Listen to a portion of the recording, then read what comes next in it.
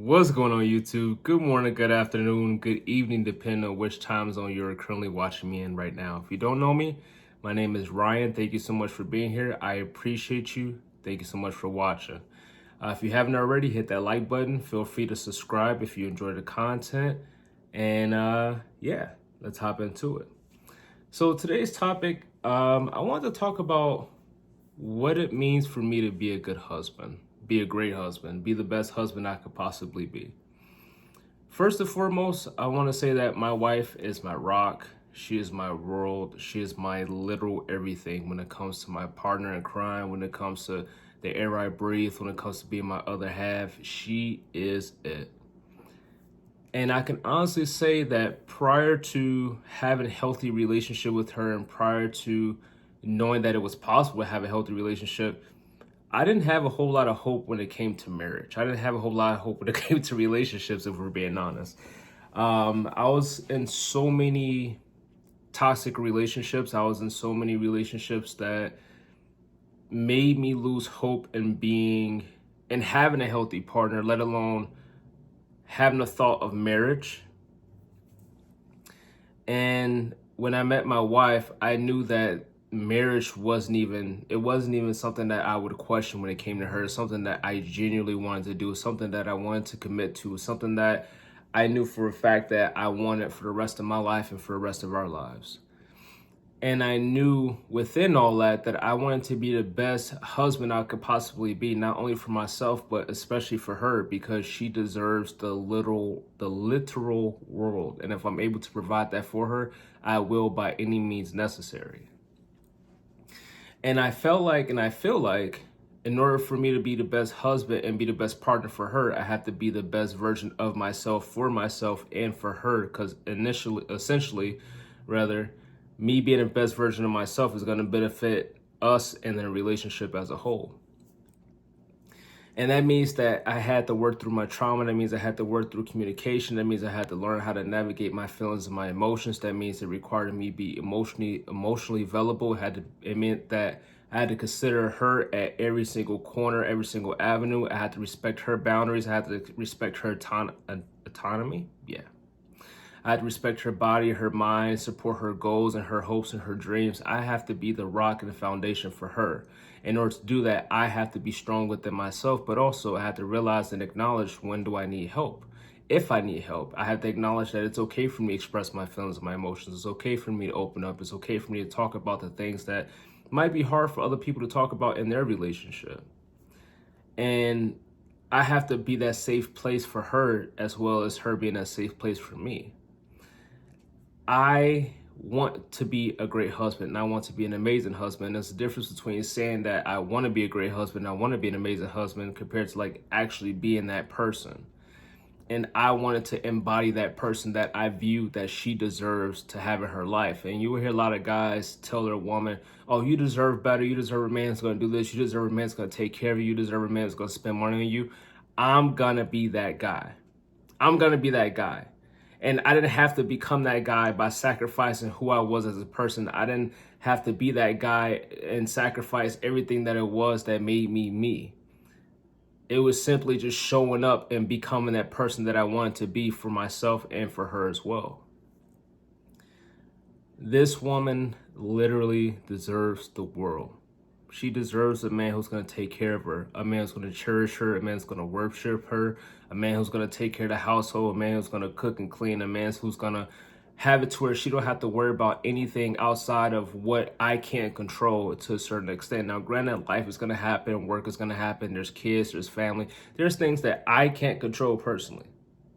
I'm not Superman, but I'm doing the damn best I can, and that's all I can do.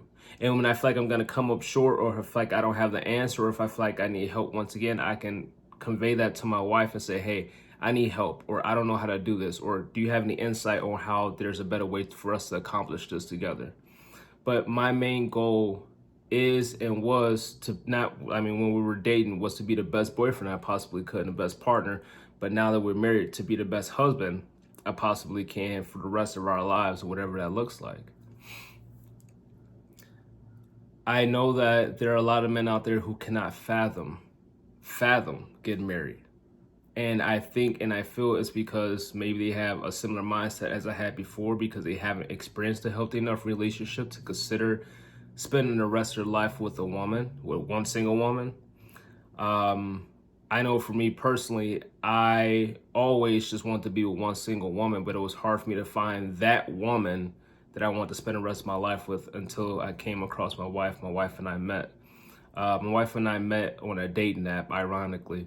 And I say ironically because a lot of people, when they consider relationships through dating apps, they don't consider those being long lasting or those being necessarily long term, because people unfortunately sometimes get on dating apps with the wrong intentions. But when my wife and I got on a dating app, we got on Tinder. When my wife and I got on the dating app, we were at a point of our lives where we were done with the bullshit. We wanted straight up love. We wanted somebody who was authentic. We wanted somebody who's real. And that meant that we had to show up as ourselves, not anybody else, not put on the mask and say, oh, this is who I want you to think I am, or this is all the good parts of me, but none of the bad parts. Like genuinely showing up and say, hey, this is me. This is what I come with. This is who I am as a person. You take me as I am, or you don't take me at all. And for us to both look at each other and say, yeah, I understand what you come with. I understand who you are. I understand what you've been through. And I still want to love you regardless through all of that. I got no choice but to go hard. I got no choice but to show up and be the most fantastic person I can for her every fucking day of my life and every day of our lives.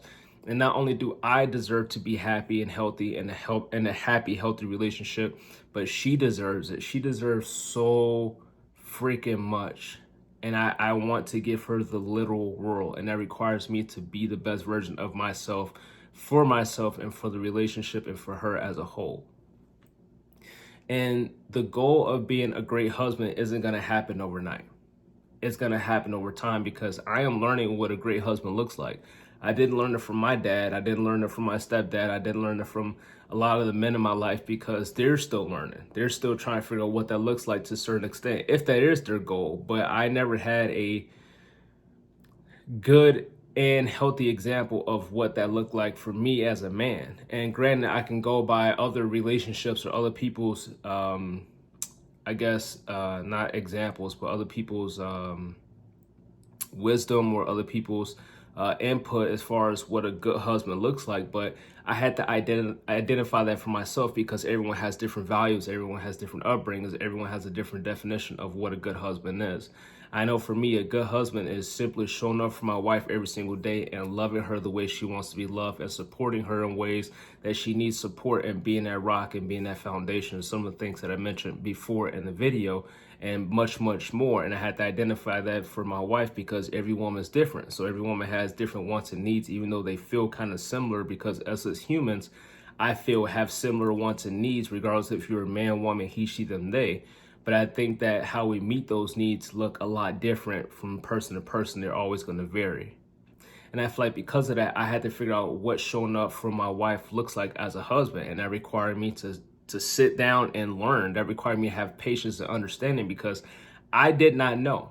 I couldn't assume what worked for the last woman or what worked for the woman before that is going to work for my wife as well. I had to ask questions like, hey, how can I provide stability for you?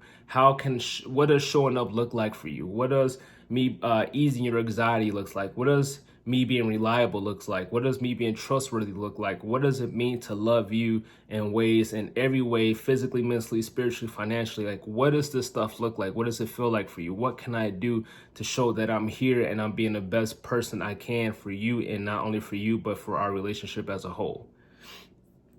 And I feel like the big chunk of that is understanding that I was ignorant, but being ignorant is an excuse. When I say ignorance, it means like lack of knowledge. So understanding that I didn't have the knowledge to love my woman the way she needed to be loved up front, but I had the will and the drive to want to learn how to do so that way I could perfect my craft. And the beautiful thing is that I didn't know. And the beautiful thing about that is I didn't come in with a sense of arrogance and ego, assuming that I knew everything and I knew how to do it. And because if I would have came in with that mindset, and that mindset wouldn't have worked, because obviously, like I said before, everybody's different. If I would have came in with that mindset, assuming that I knew how to love this woman and it didn't work, then for me, I could only assume that it would have felt like I wasn't good enough for her and I wasn't good enough for this relationship because everything I was trying wasn't working. And I should already knew the answers coming into this relationship. Realistically speaking, I didn't.